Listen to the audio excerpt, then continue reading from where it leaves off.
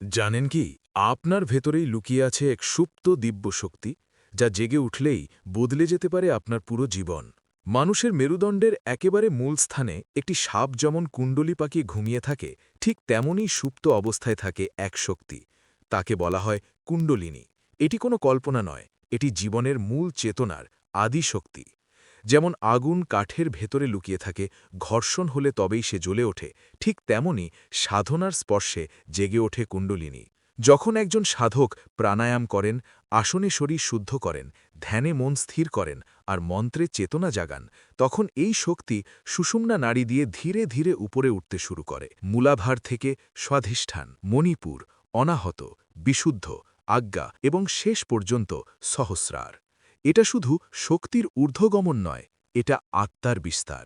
কুণ্ডলিনী জাগ্রত হলে জগৎ বদলায় না, দর্শন বদলে যায়। আগে যে মানুষ ভয় পেত সে হয়ে ওঠে নির্ভীক। আগে যে মোহে জড়ানো ছিল সে পায় গভীর বিবেক। আগে যে আমি বলতো সে বলে সবই এক। যেমন সূর্য ওঠার পর ঘর একই থাকে, কিন্তু অন্ধকার আর থাকে না। সহস্রারে পৌঁছে এই শক্তি মিলিত হয় শিবের সঙ্গে।